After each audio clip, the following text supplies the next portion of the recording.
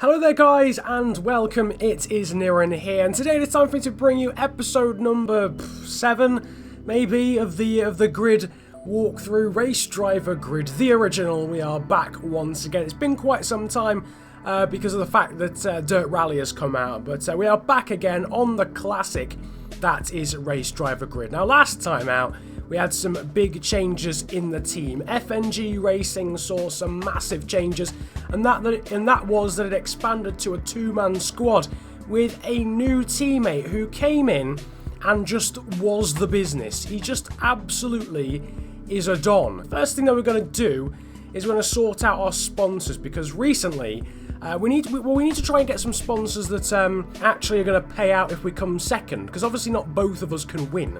So there's no point having a lot of sponsors that only, want us to finish first.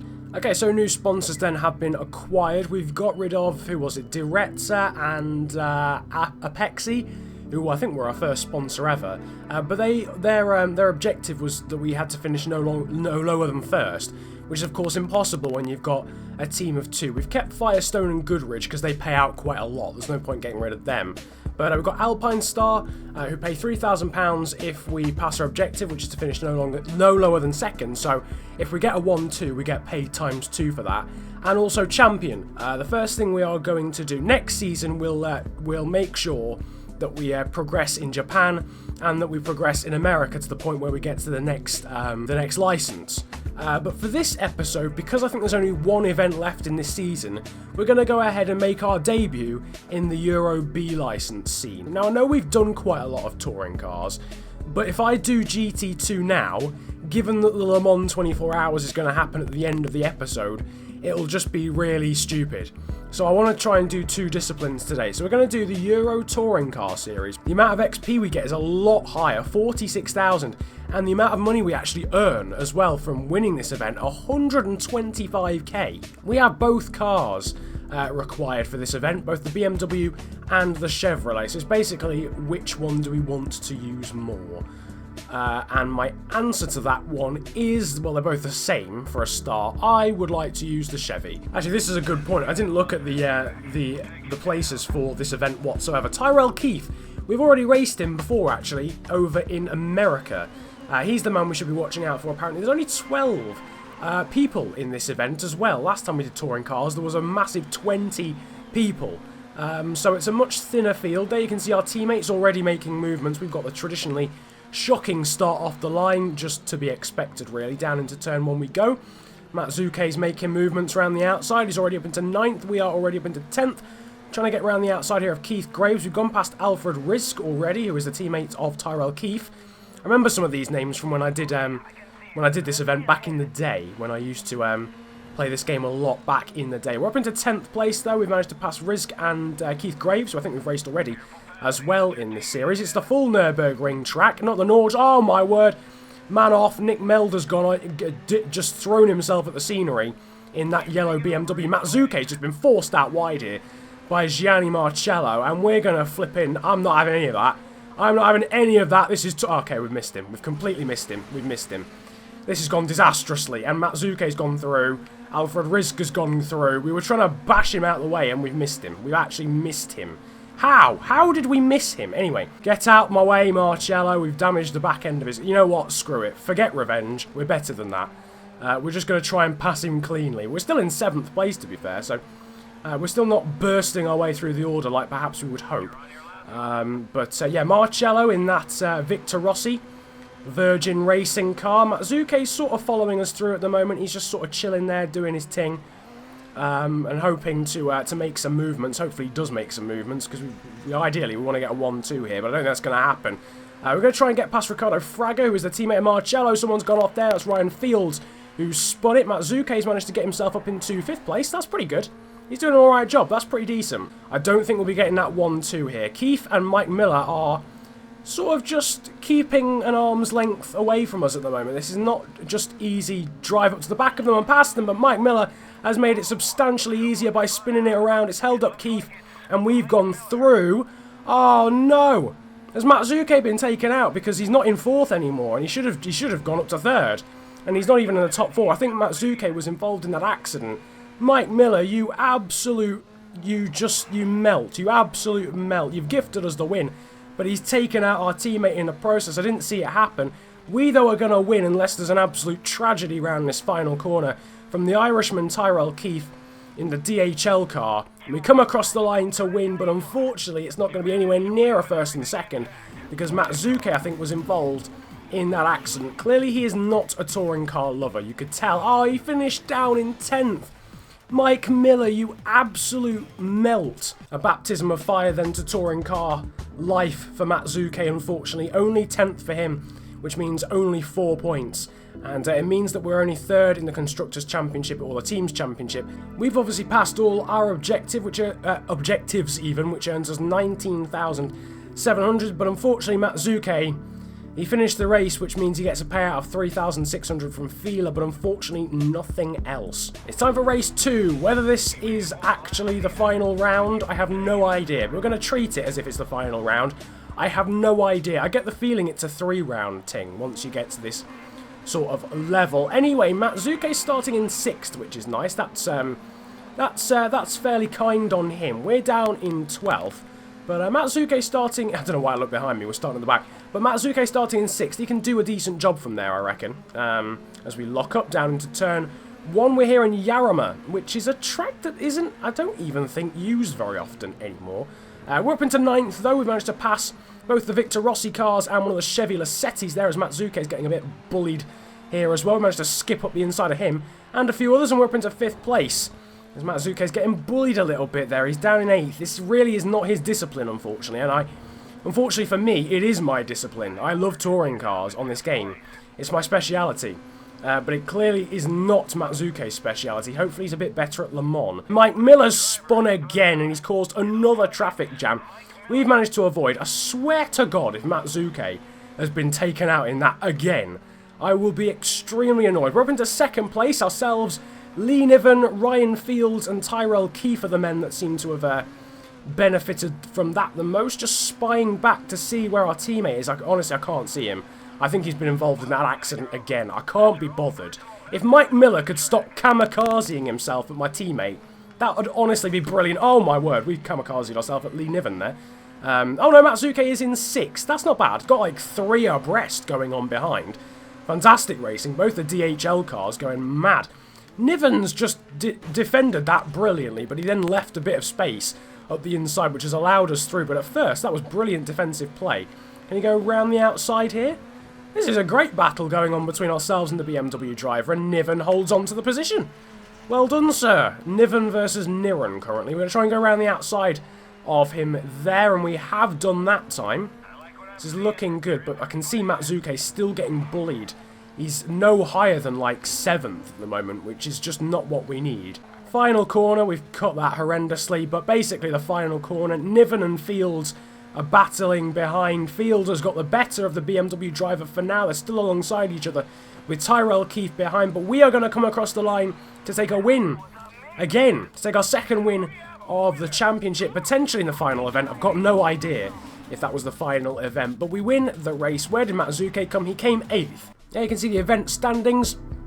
We are on 40 points after both wins, and it's Tyrell Keefe 2nd, Lee Niven 3rd, then Ryan Fields, Ricardo Fraga, Alfred Rizk, and unfortunately Matsuke down in 11th in the championship. Is there another event? I think there is. There is, so this isn't the final event, so we do actually have a chance to win the team's championship. We've got a decent chance of winning the Drivers' Championship, though. Tyrell Keefe, one of the men we're battling with, is starting 2nd. We are 7th, though, on the grid, which is pretty kind of the game. And Matsuke started 9th, but he's already gone past us because our starts are, of course, horrendous. I'm thinking of doing a slightly risky strategy here, a risky strategy. What I'm going to do is, I've noticed that when you stay behind drivers, they're more likely to make mistakes. Almost Exhibit A with Keith Graves there, almost dropping it. What I'm going to do is I'm going to try and stick in the midfield until I need to make moves. And I'm going to try and, like, sort of pressurize people into making mistakes. Because that way, Matsuke's more likely to get through the order as well. And then we've got more chance of winning the team's championship as well. We are beating Rizk, but Matsuke is not. So at the moment, Greyport Racing, who are the DHL-sponsored team, would win the team's championship.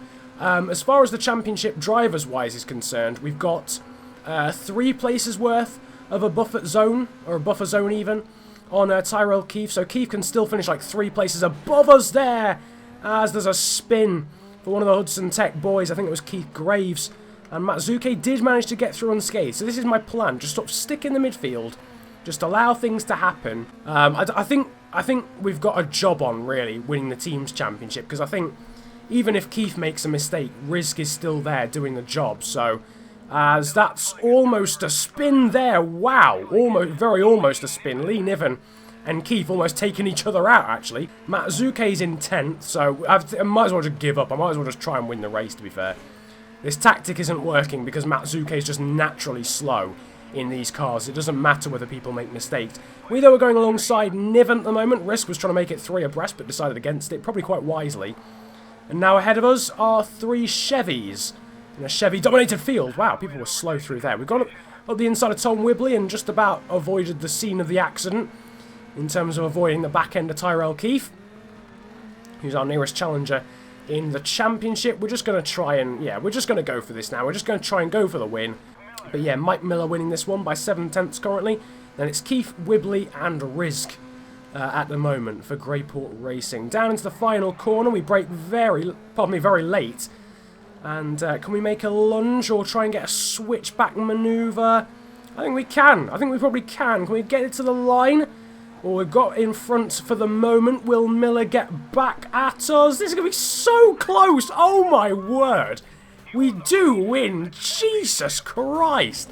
We had exactly the same time. We had exactly the same time. Oh, hello. I've just smacked my knee. We had exactly the same time. To the 100th of a second. It was thousandths of a second in it. But apparently we take the win. It must have gone down to thousandths of a second, but we do take the win. But we do win with full points, I assume. I don't think there's any more races, but we win with full points from Tyrell Keefe, Lee Niven, Ryan Fields, Alfred Rizk, and Tom Wibley in 6th. Pretty poor showing from Victor Rustie, last in the Teams Championship and only 6th and 8th in the Drivers' Championship. We get a whopping 46k to go into the European licence pool. In terms of money from that event, we get a total of £237,000. Anyway, getting into the race events, and as you can see, as I suspected, we are able to do the 24 hours of Le Mans today. So we're going to enter with our team, of course. I don't think we do have enough money to get a GT1 car. We certainly don't have enough to get an LMP1 car, so we're going to have to carry on in GT2 for now, in our Spiker. So then, it is time for the 3rd Le Mans 24 hours of this series. Jörg Bergmeister in the White Lightning Porsche is supposedly the man we should be watching out for. Have we got the same grid as we did last year? I'm not entirely sure. Obviously, we've got our teammate this time, so in theory, there should be one less GT2 car other than ourselves. No, because there's 17 drivers.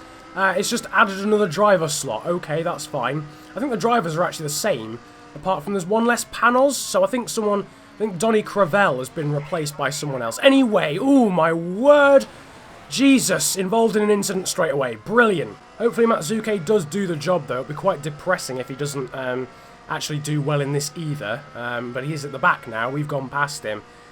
Hopefully he can still do a job, but it seems as if my favourite 2 disciplines, which are touring car and endurance, are the ones that he's worst at, which is not ideal, because he did well in Pro Tuned, but I don't really like doing Pro Tuned, so, you know, ideally I want him to be, you know, a bit better. Anyway, we're going past your own Blake Molan there as we've gone through a cone, I think. And my game just, that was weird. We just, lag spiked offline. That was an interesting experience. Anyway, Jörg Bergmeister is next up. Well, no, it's not anymore. Patrick, but whoa. What's going on here? Someone's car in front of us is just imploding at the moment. Patrick Bourdais gone into the gravel, into the Porsche curves. We're still flailing in 5th at the moment in this race as the lights come on to indicate that it's starting to get very dark here with about 18 hours of the race to go. Through the Porsche curves, made a complete hash of those few corners. Blake Molan trying to get through. And Patrick Bourdais it was, wasn't he, who threw himself at the scenery into the gravel trap. We've gone past Bergmeister, though. Next up is Romain Dumas. And, well, it would have been, and we managed to hold on in front of Bergmeister. Nope, we go back through again. Lovely stuff. Yeah, it's Richard Dean. It's Richard Dean who's lost his bumper. I honestly don't know how. There must have been an accident or a large amount of contact that we didn't see. And we get a pretty good exit out of the corner. Is it Romain Dumas who's lost his bonnet even? No, it isn't. No real actual accidents for anyone so far in this one, which is quite pleasing. Actually, no. Boddy spun off, didn't he? But no proper accidents. We had Richard Dean take a face full of tyre wall last year in Season 2. And Blake Molan had an accident as well. But this time we've not had anything like that. Approaching the second half, though, of this race.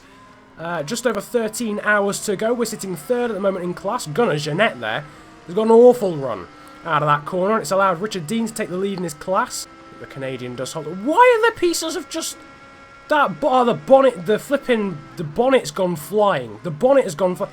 This game, I don't remember this being a glitch before, but the bodywork just sits in the middle of the. It doesn't move. Once there's been an accident, the bodywork doesn't move.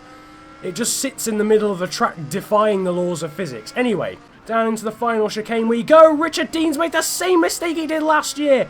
As he I think he went through the tyre wall. Richard Dean, massive accident. That's exactly what he did last year. Exactly what he did in Season 2. And he has absolutely...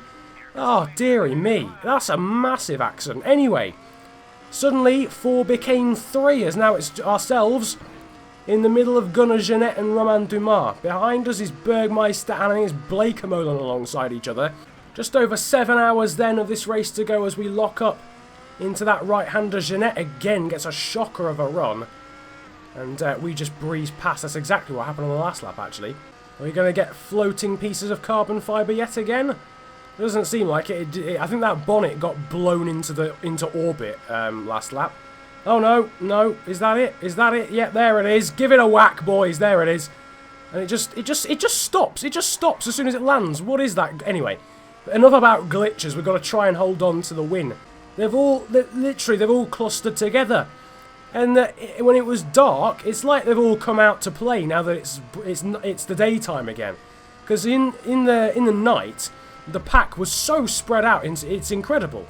But now we've literally got 5 people right behind us, covered by a teaspoon at the moment, and Jeanette is going to attack us down this back straight because he's just so much quicker. Look at the closing speed.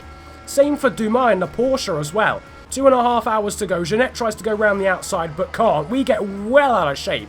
Really poor exits. Your own Blake Molan has forced his way through the absolute cluster of Porsches that were there, and now Jeanette's going up the inside of us. Blake Molan's somehow quicker than us in a straight line as well. Let's not forget, the race ends when the timer goes down. It's not the last lap after the timer goes down. The race ends when the timer gets to 0. We've gone back past Jeanette, but we're going to have to either brake really late down into here, or we're just going to have to hope we get like a boost of nitrous down this straight. Jeanette's gone through, but with under an hour to go, Blake Molan, go away. We do not need you in the spiker as well. We've lunged up the inside, just about got it stopped, and I think that will be the crucial part in this race. Will Jeanette catch us in the faster panos by the time the timer runs out? I don't think he will. 15 minutes of the race to go. Oh, Willie, Jeanette's coming. Jeanette's coming. We go defensive, though. We block him off, and that should be enough. And we will win the GT2 category of the Le Mans 24 Hours for the first time with our own team. And we win in GT2 with FNG Racing in the Spiker Spider. Jeanette came second in the class with Blake Molan somehow rising to third on that final lap. Amazing final lap for him to get onto the podium. Then it was Dumas and Bergmeister and Boddy in the Porsches, and somehow Matsuke retired. When did Matsuke retire? Richard Dean went into a tyre wall at about 7,000 miles an hour, and yet Matsuke was the guy to retire. That's a shame. As you can see, we're once again going to get a payout of £19,700 for sponsor objectives, and Matsuke isn't going to get anything because he DNF'd. In terms then of prize money, we get a whopping £142,000 for that, basically at 700k now. Massive amount of season earnings as well, 646k now in season's earnings, and prize money of 100k because we actually won the Le Mans 24 Hours in our class.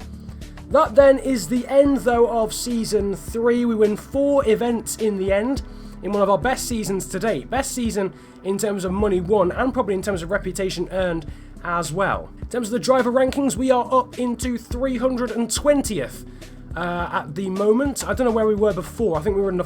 I don't think we've risen up that much, actually. As you can see, our teammate is in 407th. He's actually dropped, apparently, since last season, but I don't think he has. He's actually ahead of Alfred Risk, though, who we actually raced in the Touring Car Championship. And as you can see, we are actually in the top 100 now of the team rankings. FNG Racing up into 91st place with his season earnings of 646,000. At the top, though, however, still is Raven West, with Luminition in second, Apexi Race System third, and Goodyear Race Engineering, Victor Rossi, Team Shark, Red Desert Racing, Accelerated Enterprises, Toyo Team Hurricane, and Amber Bridge Racing rounding out the top 10. And as you can see, it is now the start of Season 4.